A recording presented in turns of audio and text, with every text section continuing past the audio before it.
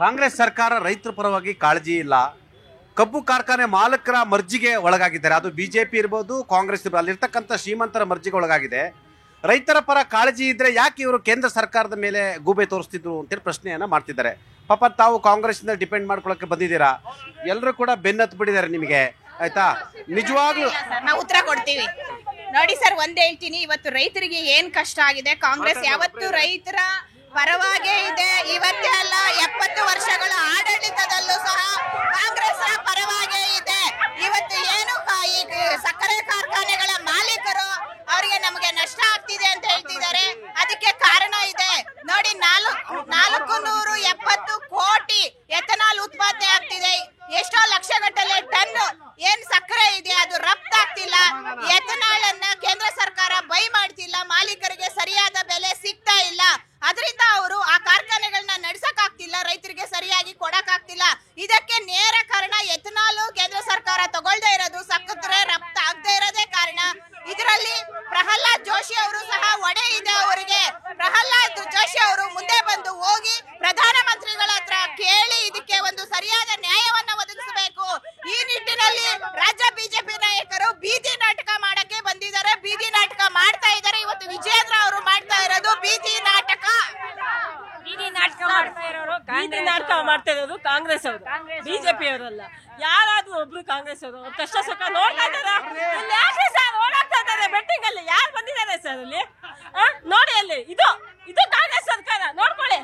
ಅವರು ಹೇಳ್ತಾರೆ ಕೇಂದ್ರ ಸರ್ಕಾರ ಎಥೆನಾಲ್ ನ ಪರ್ಚೇಸ್ ಮಾಡ್ತಾ ಇಲ್ಲ ಅಂತ ಹೇಳ್ತಾರೆ. ಇವತ್ತು ಕಾರ್ಖಾನೆ ಮಾಲೀಕರು ಕೂಡ ಕೇಂದ್ರ ಸರ್ಕಾರದಲ್ಲಿ ಕೂಡ ನಮಗೆ ಅನ್ಯಾಯ ಆಗ್ತಿದೆ ಅಂತ ಮಾತನ್ನ ಹೇಳಿರುವಂತದ್ದು. ಅವ್ರು ಹೇಳ್ದಾಗೆ ಈಗ ಸಾಹುಕಾರಾಗಿರೋ ಚಾಪರ್ ಅಲ್ಲಿ ಓಡಾಡ್ತಿರೋದು ಯಾರು? ಕಾರ್ಖಾನೆ ಮಾಲೀಕರು. ರೈತರು ಬೀದಿಗೆ ಬಿದ್ದು ಆತ್ಮಹತ್ಯೆಗಳು ಮಾಡ್ಕೊಂತ ಇದ್ದಾರೆ. ಅದ್ರಲ್ಲೇ ಅರ್ಥ ಆಗುತ್ತೆ. ನಾವ ಸರ್ ನೊಂದು ಬಿಟ್ಟಿದ್ದಾರೆ ಇವರು. ಹೇಳಿ, ನೊಂದು ಮಹಿಳೆ ನೊಂದು ಎಷ್ಟು ನೊಂದಿಲ್ಲ ಸರ್. 24 ಗಂಟೆ ಯಾರ್ಯಾರಿಗೋ ಕರೆಂಟ್ ಇರತ್ತೆ, ರೈತರಿಗೆ ಕರೆಂಟ್ ಇರಲ್ಲ. 24 ಗಂಟೆ ಎಲ್ಲಾರ್ಗು ಯಾರಾದ್ರೂ ಹೋದ್ರೆ ಅವ್ರಿಗೆ ಕರೆಂಟ್ ಇರತ್ತೆ, ನಮಗಿರಲ್ಲ.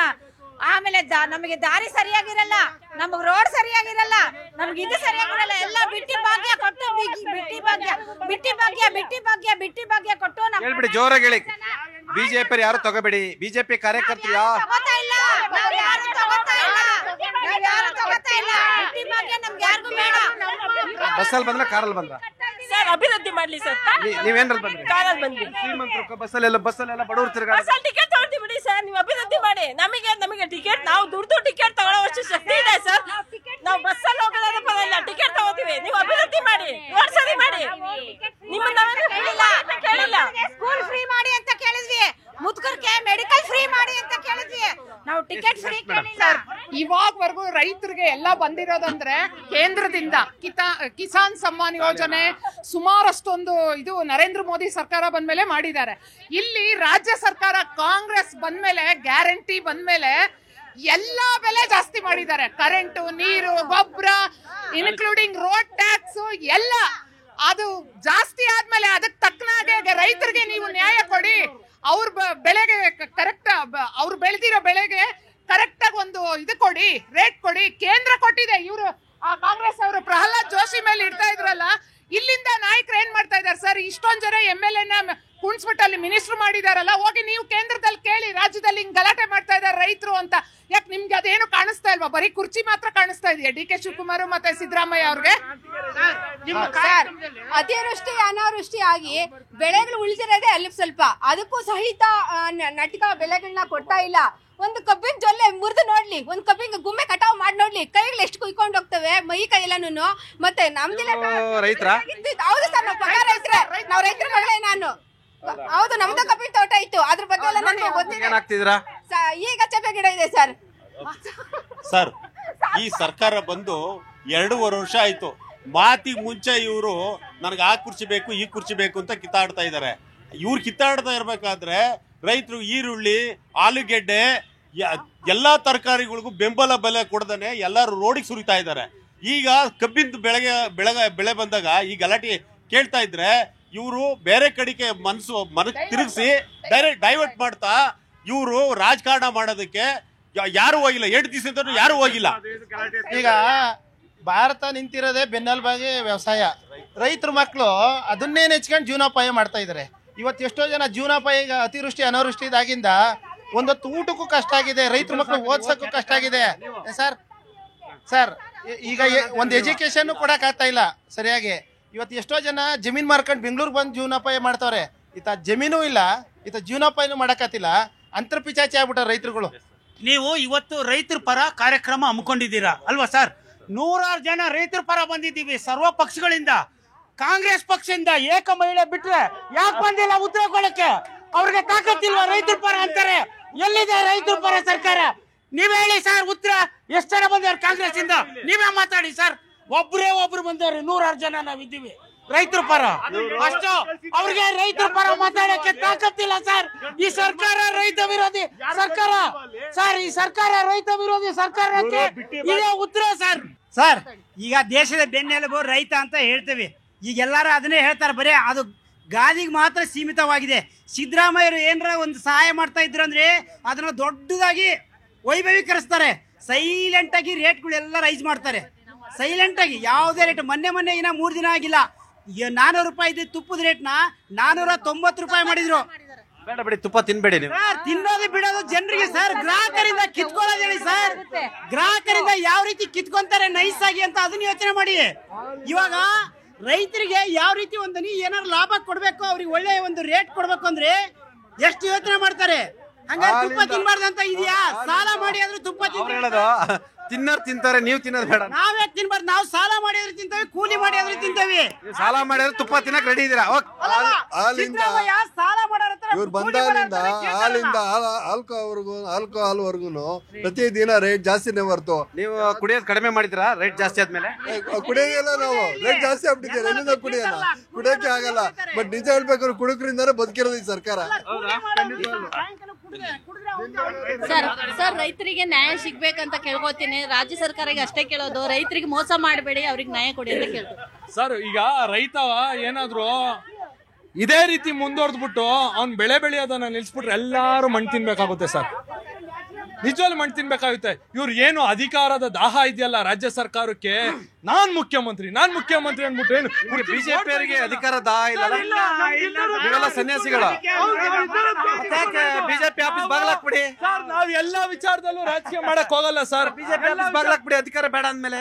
ಸರ್, ಎಲ್ಲಾ ವಿಚಾರದಲ್ಲೂ ರಾಜಕೀಯ ಮಾಡಕ್ ಹೋಗಲ್ಲ ನಾವು. ಎಲ್ಲಿ ರಾಜಕೀಯ ಮಾಡ್ಬೇಕು ಅಲ್ಲಿ ಮಾತ್ರ ಮಾಡ್ತೀವಿ ನಾವು. ರೈತರ ವಿಷಯದಲ್ಲಿ ಯಾವತ್ತೂ ಬಿಜೆಪಿ ಆಟ ಆಡಲ್ಲ ಸರ್. ರೈತರ ವಿಚಾರದಲ್ಲಿ ಯಾವ್ದಾದ್ರು ಪಕ್ಷ ಏನಾದ್ರು ಆಟ ಆಡ್ತಾರೆ ಅದು ಕಾಂಗ್ರೆಸ್ ಮಾತ್ರ. ಸಮಯ ಈಗ ನಾನು ಹೇಳ್ತೀನಿ ನೋಡಿ, ಒಬ್ಬೊಬ್ಬ ರಾಜಕೀಯ ಡಿಲ್ಲಿಯಲ್ಲಿ 3-4 ವರ್ಷಗಳ ಕಾಲ ಬೀದಿಯಲ್ಲಿ ಕುತ್ಕೊಂಡು ಇರದೆ ಬಿಜೆಪಿ MLAಗಳು ನಮ್ಮ ರೈತರ ಮೇಲೆ ಕಾರಗಳ ಮೇಲೆ ಹತ್ತಿಸ್ಕೊಂಡು ಹೋಗಿರೋದು. ಸತ್ತೋಗಿಲ್ಲ ಸ್ವಾಮಿ ನಮ್ಮ ರೈತರು. ಅವಾಗೇನು ಕಾಣ್ತಾ ಇಲ್ಲ. ಅವಾಗ ರೈತರು ಇವತ್ತು ರೈತರು ಅದನ್ನ ಎಚ್ಚೆತ್ಕೊಂಡು ಹೋದ್ಸತಿ ಎಲೆಕ್ಷನ್ ಅಲ್ಲಿ ಏನು ಉತ್ತರ ಕೊಟ್ರು, ಕರೆಕ್ಟ್ ಆಗಿ ಬಹುಮತ ಕೊಟ್ಟಿಲ್ಲ ಗೊತ್ತಾ ಈ ದೇಶದ ರೈತರು. ಅವಾಗ ಕಾಣಿಸಲ್ಲ ಸ್ವಾಮಿ ನಿಮ್ಗೆ. ಇವತ್ತು 2 ಪಕ್ಷಗಳು 1 ರೂಪಾಯಿ 2 ಮುಖಗಳಂತ ಇದೆ ಸರ್. ಯಾವುದೇ ಇಲ್ಲಿ ಕಾಂಗ್ರೆಸ್ ಇಲ್ಲಿ ಬಿಜೆಪಿ ಎರಡೂ ಕೂಡ ನಮ್ಮ ರೈತರ ವಿರೋಧಿ ಸರ್ಕಾರಗಳೇ. ಯಾವತ್ತೂ ಕೂಡ ರೈತರ ಪರವಾಗಿ ನಿಂತ್ಕೊಂಡು ಕೆಲಸ ಮಾಡಿರೋಂಥ ಸರ್ಕಾರಗಳೇ ಅಲ್ಲ ಇವತ್ತು. ಅಲ್ಲ ರೇ ಅಂಬರೀಶ್ ಅವರೇ, ನಿಮ್ಗೆ ಮಾಹಿತಿ ಕೊಡ್ತಾ ಎಲ್ಲ ಕರೆಕ್ಟ್ ಇದೆ. ನೀವು ಅದೇ ಕೆಲಸ ಅವರೆಲ್ಲ ಒಂದು ನಾಣ್ಯ 2 ಡೆಲ್ಲಿಲಿ ಆಗಿರೋದೇನು ಅಂದ್ರೆ ಈ ಆಮ್ ಆದ್ಮಿ ಇದಾರಲ್ಲ ಸರ್, ಇವ್ರು ಕುತಂತ್ರದಿಂದ ರಾಜ್ಯ ಆಗಿರ್ಬೇಕಾದ್ರೆ ಪೊಲೀಸ್ ಇರ್ಬೋದು, ರಕ್ಷಣಾ ವ್ಯವಸ್ಥೆ ಇರ್ಬೋದು, ಎಲ್ಲ ಕೇಂದ್ರ ಸರ್ಕಾರದ ಇರ್ಬೇಕಾದ್ರೆ ಯಾವ ರೀತಿ ಅದು ಇಲ್ಲಿ ಆಮ್ ಆದ್ಮಿ ಪಾರ್ಟಿ ಅವರು ಕುತಂತ್ರ ನಡೆಸ್ಬಿಟ್ಟು ರೈತರ ಮೇಲೆ ಒಂದು ಪೊಲೀಸ್ ಪಡೆಯನ್ನ ಕಸಿ ಮಾಡಕ್ಕಾಗ್ತದೆ? ಪೊಲೀಸ್ ಇರೋದು ಕೇಂದ್ರ ಸರ್ಕಾರದ ಅಧೀನದಲ್ಲಿ. ಇದನ್ನ ನಮ್ಮ ಈ ಸ್ನೇಹಿತರಿಗೆ ಗೊತ್ತಿರ್ಲಿ, ಅದು ಗೊತ್ತಿರ್ಲಿ. ಏನಂದ್ರೆ ಪೊಲೀಸ್ ಇರೋದು ಕೇಂದ್ರ ಸರ್ಕಾರದ ಅಧೀನದಲ್ಲಿ, ಅದು ದೆಹಲಿ ಸರ್ಕಾರದ ಅಧೀನದಲ್ಲಿ ಇಲ್ಲ. ಆಮೇಲೆ ಇದೇನು ಅಂತಂದ್ರೆ ಇನ್ನೊಂದು, ನೀವ್ ಹೇಳ್ದಂಗೆ ಪಕ್ಷ ಅಂತ ಮಾತಾಡ್ತಿದೀವಿ ಹೊರತು ಈಗ ರೈತರು ಅನಾಥರಾಗ್ತಿದ್ದಾರೆ. ಎಲ್ಲಾರನ್ನು ನಾನು ಕೇಳ್ಕೊಳೋದಿಷ್ಟೇ, ಅದು ಕಾಂಗ್ರೆಸ್ ಆಗಿರ್ಲಿ, ಬಿಜೆಪಿ ಆಗಿರ್ಲಿ, ಜನತಾದಳ ಆಗಿರ್ಲಿ, ಆಮ್ ಆದ್ಮಿ ಪಾರ್ಟಿ ಯಾರೇ ಆಗಿರ್ಲಿ, ರೈತ ಇವತ್ತು ರಸ್ತೆಯಲ್ಲಿದ್ದಾನೆ. ನಾನು ಕೇಂದ್ರ ಸರ್ಕಾರ, ನೀನ್ ರಾಜ್ಯ ಸರ್ಕಾರ ಅನ್ನೋದು ಬಿಟ್ಟು ಈ ತಕ್ಷಣ ರೈತರಿಗೆ ಏನ್ ಅನುಕೂಲ ಮಾಡ್ಕೊಡ್ಬೇಕು ಅದನ್ನ ದಯವಿಟ್ಟು ಮಾಡಿ, ಅವ್ರ ಮನೆ ಸೇರಂಗ್ ಮಾಡಿ ಎಲ್ಲಾರು. ಇವತ್ತು E20 ಪೆಟ್ರೋಲ್ ತಂದ್ರು ಗಡ್ಕರಿ ಅವರು, ಅವ್ರ ಮಗನ ಸಾವಿರಾರು ಕೋಟಿ ಓನರ್ ಮಾಡಿದ್ರು ಒಂದೇ ಸಲಕ್ಕೆ. ರೈತರು ಮಾತ್ರ ಬೀದಿಲ್ ಬಿದ್ದಿದ್ದಾರೆ. ಅದೇ ಕಬ್ಬು ಬೆಳೆಯೋ ರೈತರು ಇವತ್ತು ಬೀದಿಲಿದ್ದಾರೆ. ಗಡ್ಕರಿ ಮಗ ರಾತ್ರೋರಾತ್ರಿ ಸಾವಿರಾರು ಕೋಟಿಗೆ ಓನರ್ ಆಗ್ತಾನೆ. ಪೆಟ್ರೋಲ್ ಬೆಲೆ ಇಳಿಯಲ್ಲ. ಕೇಂದ್ರದಲ್ಲಿ ಇಂಟರ್ನ್ಯಾಷನಲ್ ಅಲ್ಲಿ ಪೆಟ್ರೋಲಿಯಂ ಪ್ರಾಡಕ್ಟ್ ಇಳಿದಿದ್ರು ಕೂಡ ಪೆಟ್ರೋಲ್ ಡೀಸೆಲ್ ಪ್ರೈಸ್ ಮಾತ್ರ ಕಡಿಮೆ ಆಗಲ್ಲ. ಸಾಗಾಣಿಕಾ ವೆಚ್ಚ ಡಬಲ್ ಆಗಿದೆ, ಕೂಲಿ ವೆಚ್ಚ ಡಬಲ್ ಆಗಿದೆ. ಆಮೇಲೆ ರಸಗೊಬ್ಬರಗಳ ಬೆಲೆ 40% ಏರಿಸಿದ್ದಾರೆ. ಮಾನ್ಯ ನರೇಂದ್ರ ಮೋದಿ ಅವರು ರಸಗೊಬ್ಬರಗಳ ಬೆಲೆಯನ್ನ 40% ಇನ್ಕ್ರೀಸ್ ಮಾಡವ್ರೆ. ಅದ್ರ ಬಗ್ಗೆ ಯಾರು ಮಾತಾಡಲ್ಲ. ಇವತ್ತು ಮೋದಿ ಅವರು ನಿಜವಾಗಿ ರೈತರ ಪರ ಆಗಿದ್ರೆ ಗೊಬ್ಬರ ಬೆಲೆಗಳನ್ನ ಇಳಿಸಿರಿ, ಗೊಬ್ಬರಗಳನ್ನ ಫ್ರೀ ಆಗಿ ಕೊಡಿ, ಆಮೇಲೆ ನೀವು ಮಾತಾಡಿ ರೈತರ ಪರ.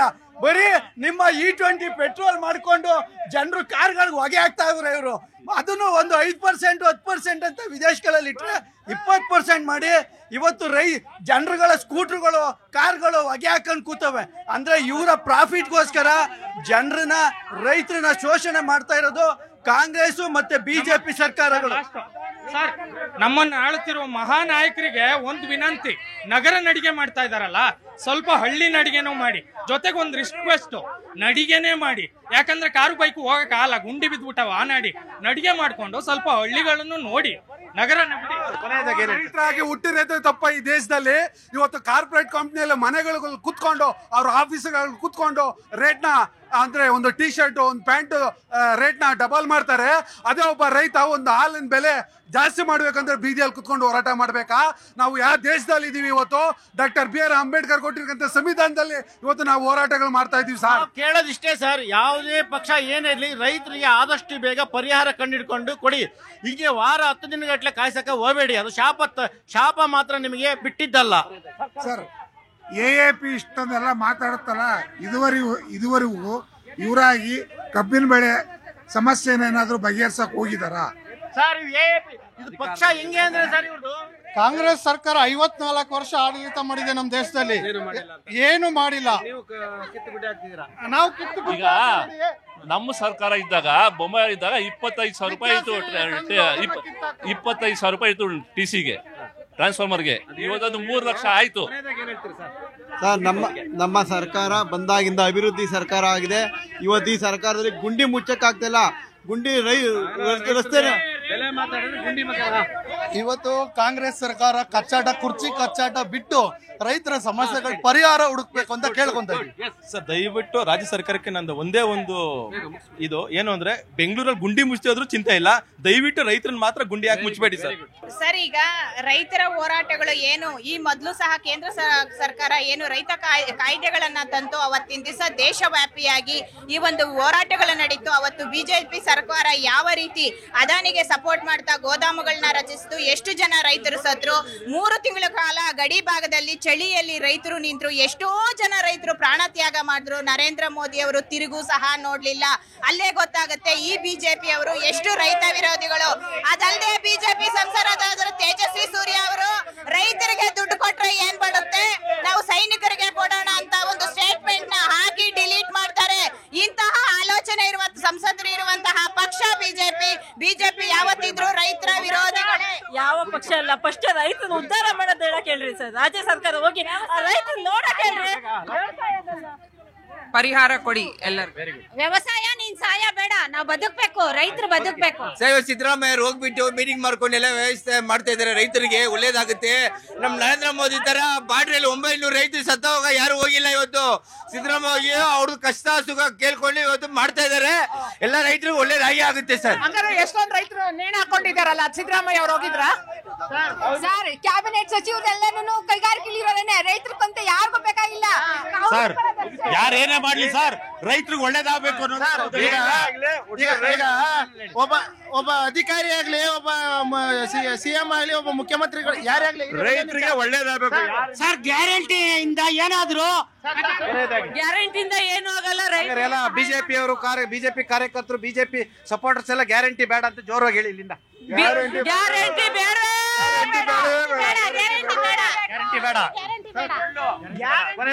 ಮುಖ್ಯಮಂತ್ರಿಗಳೇ, ನಿಮ್ಮ ಕುರ್ಚಿ ಆದಷ್ಟು ಆದಷ್ಟು ಬೇಗ ಬಿದೋಗುತ್ತೆ ದಯಮಾಡಿ. ಭ್ರಮೆ ಅಷ್ಟೇ, ಭ್ರಮೆ ಸರ್. ಈಗ ನಮಗ್ ಬರ್ತಿರೋ ಬೆನಿಫಿಟ್ ನ ಯಾರು ಸರ್ ಬಿಡ್ತಾರೆ? ನಾನ್ ನಿಮ್ ಮೈಕ್ ಮುಂದೆ ಹೇಳ್ಬೋದು ಅಷ್ಟೇ. ಅರೆ ತಗೊಳ್ತಾ ಇದೀವಿ ಸರ್. ಬಿಜೆಪಿ ಅವರು ಇರ್ಬೋದು, ಜನತಾ ದಳದವ್ರು ಇರ್ಬೋದು, ಆಮ್ ಆದ್ಮಿ ಪಾರ್ಟಿ ಇರ್ಬೋದು, ಏನ್ ಭಾಗ್ಯಗಳನ್ನ ತಗೊಂತಾ ಇದ್ದೀವಿ. ರೈತ ಈ ದೇಶದ ಬೆನ್ನೆಲುಬು ಅಂತ ಎಲ್ಲ ಚರ್ಚೆಗಳು ಕೂಡ ಆಯ್ತು. ರೈತರಿಗೆ ನ್ಯಾಯ ದೊರಕಿಸಬೇಕಾಗಿದೆ. ಅದು ಕೇಂದ್ರ ಸರ್ಕಾರ ಇರ್ಬೋದು, ರಾಜ್ಯ ಸರ್ಕಾರ ಇರ್ಬೋದು. ರೈತ ಮನಸ್ಸು ಮಾಡ್ರೆ ಯಾವುದೇ ಸರ್ಕಾರವನ್ನ ಉಳಿಸಲಬಹುದು, ಉರುಳಿಸಲಬಹುದು. ಕೇಂದ್ರ ಮತ್ತು ರಾಜ್ಯ ಸರ್ಕಾರಗಳು ಈ ಮೊಂಡಾಟವನ್ನು ಬಿಟ್ಟು ರೈತರಿಗಾಗಿರ್ತಕ್ಕಂಥ ಅನ್ಯಾಯವನ್ನು ಸರಿಪಡಿಸಬೇಕಾಗಿದೆ. ಬೆಂಬಲ ಬೆಲೆಯನ್ನ ನಿಗದಿ ಮಾಡಬೇಕಾಗಿರ್ತಕ್ಕಂಥದ್ದು. ಸಕ್ಕರೆ ಕಾರ್ಖಾನೆಯ ಮಾಲೀಕರ ಮರ್ಜಿಗೆ ಒಳಗಾಗದ ಈ ಸರ್ಕಾರ ನಿಜವಾಗ್ಲೂ ಕೂಡ ಈ ಸರ್ಕಾರಕ್ಕೆ ರೈತರ ಬಗ್ಗೆ ಕಾಳಜಿ ಇದ್ರೆ, ನಿಜವಾದ ಒಂದು ಧೈರ್ಯ ಇದ್ರೆ, ತಾಕತ್ತಿದ್ರೆ ಕಬ್ಬಿಗೆ ನಿಜವಾದ ಬೆಂಬಲ ಬೆಲೆಯನ್ನ ಕೊಡುತ್ತೆ ಅಂತ ಹೇಳ್ಬೇಕು. ಮತ್ತು ಎಲ್ಲ ರೈತರ ಪರವಾಗಿ ಇಡೀ ದೇಶದ ಎಲ್ಲ ಪಕ್ಷಾತೀತವಾಗಿ ನಿಲ್ಬೇಕು. ರೈತ ಇದ್ರೆ ನಾವೆಲ್ಲರೂ ಕೂಡ ಅನ್ನೋದೊಂದು ಸತ್ಯ. ಇದು ಈ ವಾರದ ಜನಮನ. ಮುಂದಿನ ವಾರ ಮತ್ತೊಂದು ವಿಷಯದೊಂದಿಗೆ ನಿಮ್ಮ ಮುಂದೆ ಹಾಜರಿರ್ತೀನಿ. ನ್ಯೂಸ್ 18 ಕನ್ನಡ ನೋಡ್ತಾ ಇರಿ.